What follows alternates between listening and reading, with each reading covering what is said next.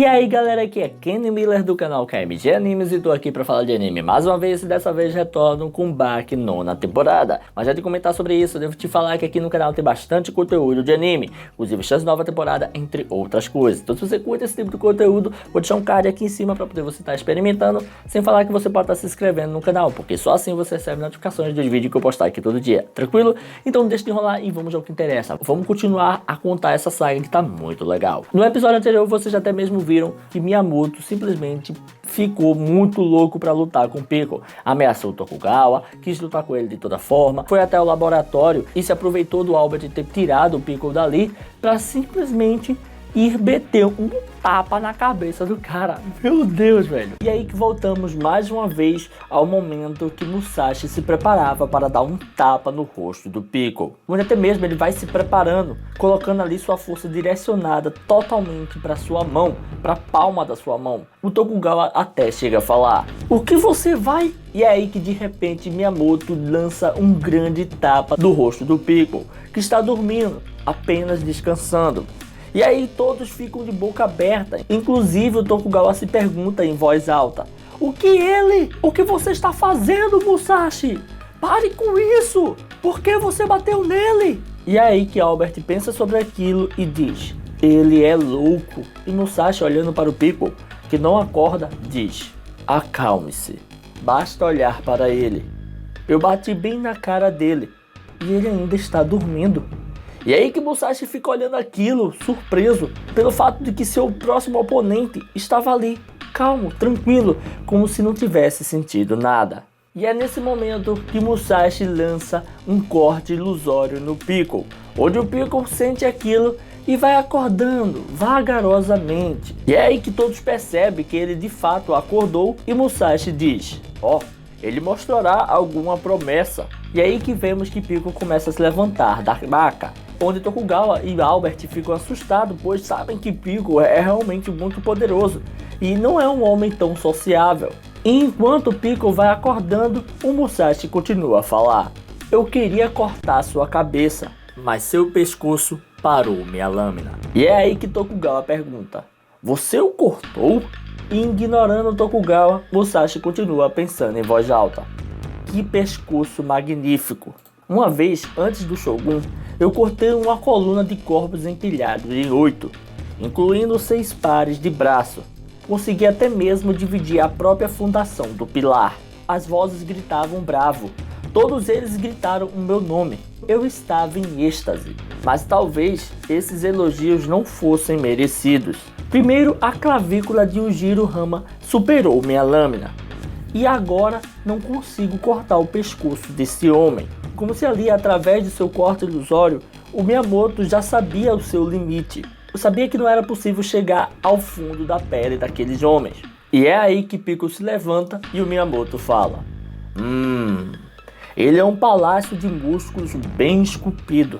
Piccolo olha para ele, tenta entender quem é aquele que está ali perto dele, e vemos que Tokugawa e Albert simplesmente se abraçam, morrendo de medo, sem saber o que fazer. E Miyamoto fala: "Isso mesmo, Piccolo. Fui eu quem empunhou a lâmina, e foi você quem resistiu."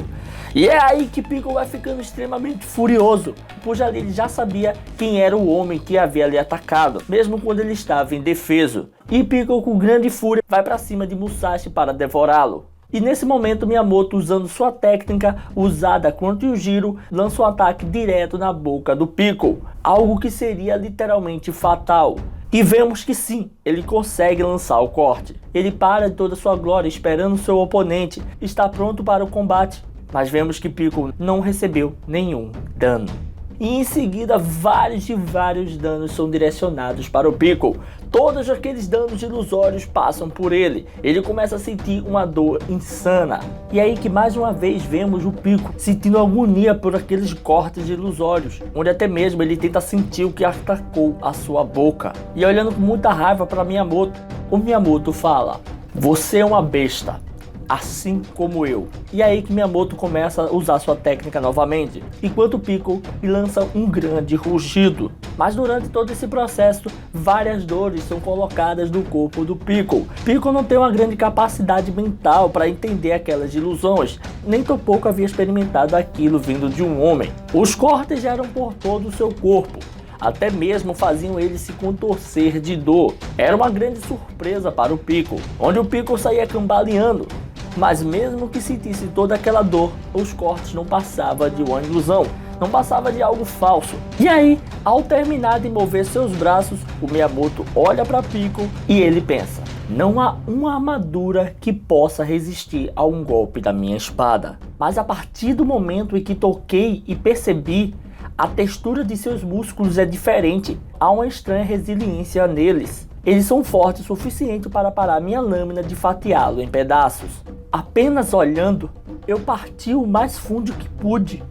No entanto, apenas arranhei a superfície, onde se é revelado que na verdade não era ilusão, e sim ataques. Era tão pouco o dano que não era possível perceber que de fato o Miyamoto estava atacando ele com sua arma secreta. A pele de Piccolo era insanamente forte. Isso nos faz lembrar de que Baki, para danificar o Piccolo, teve que assustá-lo várias e várias vezes, para que assim ele perdesse a sua concentração muscular. E aí que vemos o que se passa na mente de Piccolo, onde ele vai lembrando de sua terra natal. E se é narrado, Piccolo se lembra de sua casa, o período Cretáceo. Entre as feras que podem sacudir a terra com seu peso, Piccolo se lembra apenas de uma particularmente traiçoeira, pequena, mas rápida e também ágil.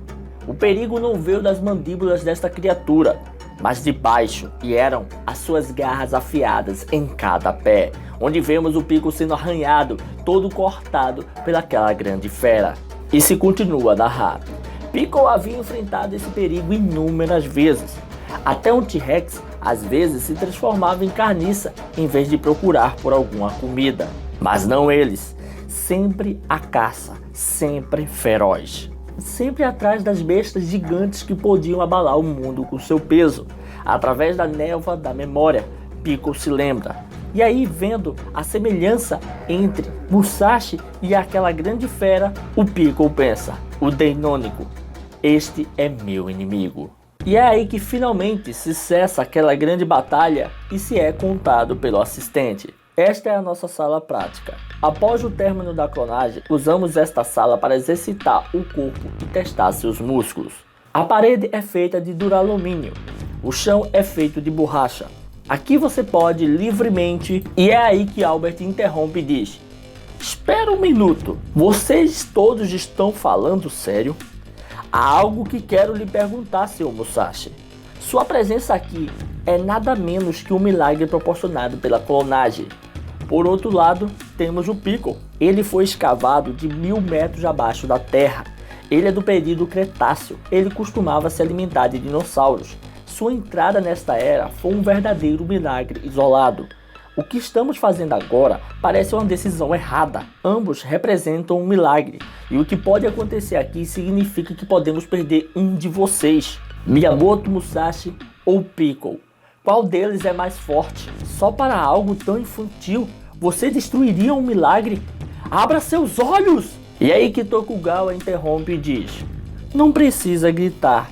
Nossos olhos estão bem abertos, onde já se mostra que Tokugawa talvez tenha se empolgado naquela situação, onde ele continua: o espadachim mais forte da era Sengoku e o guerreiro mais forte do período Cretáceo se reuniu aqui. Você tem um espadachim que não se importa com o que ele enfrenta, e um guerreiro que quer devorar aquele espadachim.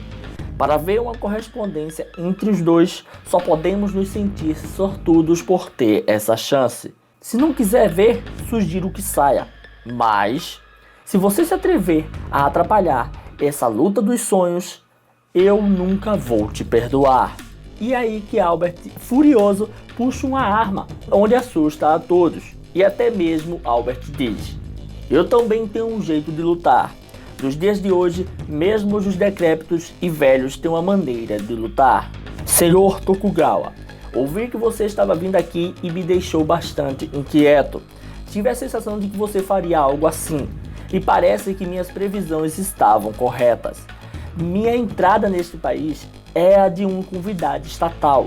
Como tal, eles não verificam minha bagagem de mão. Então, eu quero que você desista dessa partida. Todos nós vamos apenas sair daqui assim. E isso será o fim de tudo. E aí que Albert sente algo estranho e até olha para si e logo percebe que teve seu punho quebrado. E em seguida sente a sensação de ter sido cortado. E era Musashi que estava ali aplicando golpes no Albert. E de repente se vê a sensação do Albert de ter sido completamente fatiado. Mas não, ele estava bem, ainda estava são. Albert fica chocado com aquilo. E de repente, lá está o Miyamoto, que havia pegado a arma, e até fala: que tipo de pistola é essa então? Você usa assim? E aí que ele aponta para Tokugawa e para o assistente, e dispara um breve tiro, onde a cápsula sai voando, e aí que vemos que Tokugawa e o assistente ficaram no meio daquela bala. E mais uma vez o Miyamoto começa a tirar várias vezes, na direção dos dois. E aí se vê que o Miyamoto sim, tinha a capacidade de usar armas, onde até mesmo conseguiu atirar em um lugar próximo de onde mirava. E ainda ele diz: é muito mais fácil de usar do que o Shuriken. Essa coisa pode atirar muito bem, muito assustador. É uma forma bastante útil de lutar, não é? E depois de ter ameaçado a todos, o Miyamoto fala: daqui em diante, somos Piccolo e eu. Não se atreva a ficar no caminho. E aí que Piccolo fica olhando, tentando entender por que Miyamoto tá desse jeito, fazendo isso. E aí que Miyamoto fala: só pra você saber, sou muito gostoso. E aí que Tokugawa já começa a se empolgar e diz: uau! E logo em seguida vemos Miyamoto abrindo os braços e dizendo: venha! E nesse momento os pensamentos de Piccolo era como se visse um grande vulcão entrando em erupção. E esse seria o seu grande novo inimigo. E é isso aí, pessoal, vamos ficando por aqui. Se você curtiu este vídeo, dá aquele like, comenta, não deixe de se inscrever e ativar o sininho para estar recebendo notificações dos vídeos que eu postar aqui todo dia. Tranquilo? Valeu, galera. Fui!